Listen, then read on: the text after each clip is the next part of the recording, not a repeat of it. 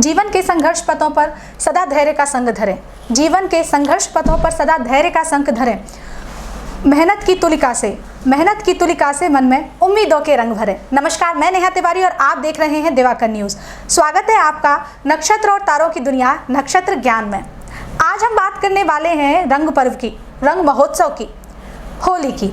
जी हाँ, यहाँ पर होली से जुड़े हुए जितने भी प्रयोग किए जाते हैं, होली से जुड़े हुए जितने भी रिचुअल्स हैं, उन सारी चीज़ों की जानकारी देने के लिए एक बार फिर हमारे स्टूडियो में हमारे साथ उपस्थित हैं बीना के जाने माने ज्योतिषाचार्य पंडित श्री देव शंकर जी दुबे। स्वागत है गुरुजी आपका हमारे स्टूडियो में। तो गुरुजी, इसी क्रम में सबसे पहले हम आपसे जानना चाहेंगे कि जो होली का त्यौहार है ये क्या होता है, क्यों मनाया जाता है? सबसे पहले तो दिवाकर न्यूज़ की तरफ से समस्त दर्शकों के लिए होली की मंगलमय शुभकामनाएं। आपके लिए होली का त्यौहार हर प्रकार की सुख शांति और समृद्धि लेकर आए। होली का जो पर्व है इसके बारे में अनेक बातें प्रचलित हैं। कुछ लोग कहा करते हैं कि आज के ही दिन भगवान भोलेनाथ ने कामदेव का दहन किया था और तब से होली का त्यौहार मनाना प्रारंभ किया गया जी। और हिरण्याकश्यप और होलिका की कहानी से भी सब परिचित हैं। होलिका हिरण्याकश्यप की बहन थी। हिरण्याकश्यप का पुत्र था प्रहलाद, जो बड़ा ही हरि का भक्त था।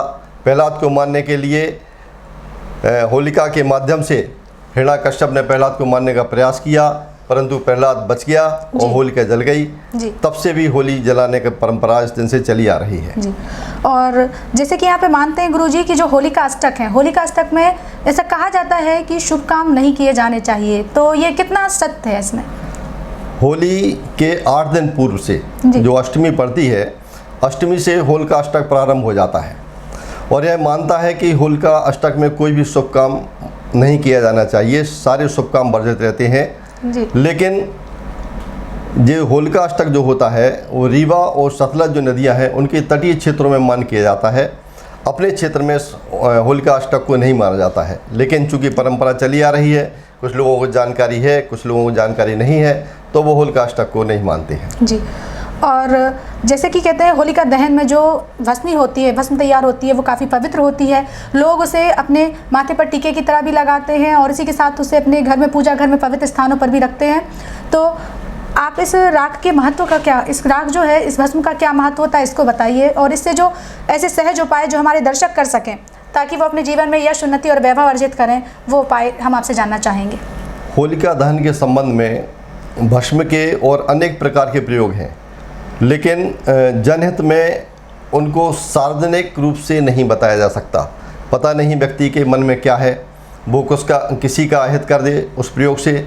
इसलिए यहाँ पर आपको कुछ सामान्य प्रयोगों के बारे में बताया जा रहा है जिनको करके दर्शक लाभान्वित हो सकें। पहला तो, यदि किसी व्यक्ति को किसी प्रकार की ग्रह की पीड़ा है जी, तो वो होलिका के दिन 2 पान के पत्ते ले, 1 बतासा ले, 2 लौंगे जिनमें फूल लगा हो, उनको घी में डुबोए और बतासे के में रखकर पान के पत्ते में बंद करके होलिका की 7 परिक्रमा करे और अपनी ग्रह पीड़ा निवारण की प्रार्थना करके उन लोगों को होलिका में अर्पण कर दे। प्रातःकाल होलिका पर जाएं, वहाँ से होलिका की भस्म लाएं और उस भस्म के लिए तेल की तरह पूरे शरीर में लगाएं और थोड़ी देर के बाद गुनगुने जल से स्नान कर लें। निश्चित रूप से उसके ऊपर जो भी ग्रह बाधाएं हैं वो ठीक हो जाती हैं जी। बच्चों को यदि नज़र लगती है तब उन्हें भी होली की राख का टीका लगा दिया जाता है, तो उनकी नज़र उतर जाया करती है। इस तरह से जो होली के जो प्रयोग हैं, कुछ लोग होलिका की जो भस्म है उसको चांदी की डिब्बी में रखकर अपने घर में रखते हैं और सुख शांति समृद्धि की प्रार्थना करते हैं, तो उनके घर में सुख शांति और समृद्धि की वृद्धि हुआ करती है जी। और जैसे कि कई बार ऐसा होता है कि काम बनते बनते बिगड़ जाते हैं, लोग बहुत मेहनत करते हैं लेकिन उसके अनुरूप उन्हें फल नहीं मिल पाता। तो और जैसे सरकारी या राजकीय पक्ष में जो काम करने होते हैं उनको अपने पक्ष में लाने के लिए इस भस्म का किस तरीके से उपयोग किया जा सकता है? अनेक बार लोग सरकारी दफ्तरों के चक्कर लगाते रहते हैं, उनके काम नहीं होते हैं जी। बहुत सी मेहनत करने के बाद जब काम में सफलता ना मिले, तब होली के दिन आग के 7 डंडियाँ ले आएँ, छोटी छोटी लकड़ियाँ, 7 लकड़ियाँ ले आएँ और होली जलने के पूर्व होलिका के पास पहुँचें और होलिका की उल्टी 7 परिक्रमा लगाएं और प्रत्येक परिक्रमा में 1 डंडी को होलिका में अर्पण कर दें और अपने काम के होने के लिए प्रार्थना करें। इसी तरह 7 परिक्रमा लगाकर 7 बार प्रार्थना करें और उसके बाद अपने घर आ जाएं। जी। निश्चित रूप से उनके जो रुके काम हैं वो पूर्ण होते हैं। जी। और भी यदि किसी काम में बाधा आ रही है, धन हानि हो रही है, तब अपने घर का जो मुख्य द्वार है उस मुख्य द्वार पर होलिका की शाम को एक 2 मुखी आटे का दिया अपनी देरी के पास रखें और उस दिए के ऊपर थोड़ी सी गुलाल का अर्पण कर देवें और फिर जब वो दिया शांत हो जाए तो उस आटे के दिया को लाकर होलिका में अर्पण कर दें। होलिका की परिक्रमा करके प्रार्थना करें कि हमारे यहाँ जो धन हानि हो रही है वो धन हानि दूर हो जाए, तो निश्चित रूप से उनके लिए लाभ की प्राप्ति होती है। जी। और कई बार ये होता है कि लोगों को कुछ बाधाएं होती हैं, जैसे ऊपरी बाधा कहते हैं, तो उसके निजात पाने के लिए होली की भस्म का क्या प्रयोग किया जा सकता है? ऊपरी बाधाओं में भी इसका प्रयोग किया जाता है। 7 गोमती चक्र ले लें और गोमती चक्रों को ले जाकर होलिका के पास पहुँचें। जब होलिका दहन हो रहा हो, होलिका माता से प्रार्थना करके हर परिक्रमा में वो गोमती चक्र चढ़ाते जाएं और अपनी ऊपरी बाधाओं को दूर करने के लिए प्रार्थना करें। और भी यदि कोई समस्या है, तो व्यापार में हानि चल रही है, व्यापार में वृद्धि नहीं हो रही है जी, तब एक पीला कपड़ा ले लें, उस पीले कपड़े में होलिका की राख को रखें, उसमें 5 कोणियाँ रखें, एक गोल सुपारी रखें और एक सिक्का रखें। लाल धागे से बांधकर उस पीले कपड़े को अपने कार्यस्थल पर ईशान कोण में लटका दें। निश्चित रूप से उनके व्यापार में वृद्धि होगी। इसके अतिरिक्त और भी व्यापार में वृद्धि की समस्या है तो 21 गोमती चक्र लें और होली की रात में उन 21 गोमती चक्रों को भगवान भोलेनाथ के शिवलिंग पर अर्पण कर दें और अपने व्यापार वृद्धि के लिए प्रार्थना करें, तो निश्चित रूप से उन्हें सफलता की प्राप्ति होती है। बिल्कुल। और इसके साथ गुरुजी, जैसे कई बार काफ़ी लंबी बीमारी होती है, लोगों को दवाओं से ठीक नहीं होती, डॉक्टरों के चक्कर लगा लिए लेकिन कभी कुछ पता भी नहीं चलता क्या है, तो इस लंबी बीमारी को दूर करने के लिए इसके क्या उपाय किए जा सकते हैं?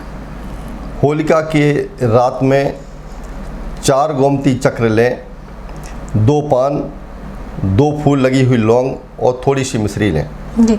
होलिका की परिक्रमा करें और 7 परिक्रमा करने के उपरांत दोनों पान, लौंग और मिश्री सहित होलिका में अर्पण कर देवें। उसके बाद घर आएँ और जो 4 गोमती चक्र आपके पास हैं, उन चारों गोमती चक्रों को जो मरीज है उसके पलंग के चारों पाँव के नीचे रख दें, उसके स्वास्थ्य में सुधार होने लगता है। बिल्कुल।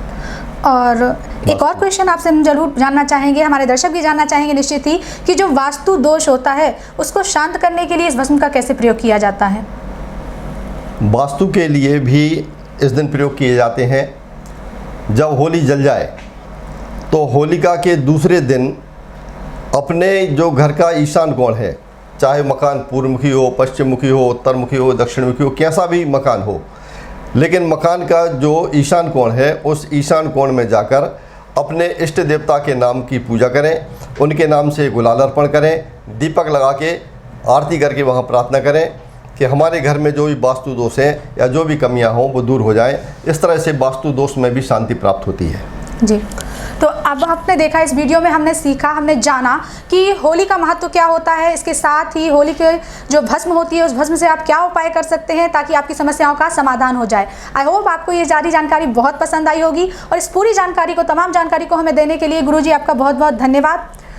इसके साथ ही मैं आपको ये बात फिर से एक बार कहना चाहूँगी कि आप एस्ट्रोलॉजी को मानिए लेकिन मेहनत में अपनी कमी मत रहने दीजिए ताकि आपको सफलता जल्दी ही मिले। और आप सभी को होली की अनंत शुभकामनाएं। इस बार की होली आप घर पर रहकर अपनों के साथ मनाएं और पूरी तरह सुरक्षित रहें। अब आपकी इजाज़त चाहते हैं और अगले एपिसोड में हम आपसे मिलेंगे निश्चित ही एक नए विषय के साथ, नए टॉपिक के साथ, आपके जीवन से जुड़ी हुई नए समस्याओं के समाधान के साथ। तब तक के लिए देखते रहिए दिवाकर न्यूज़।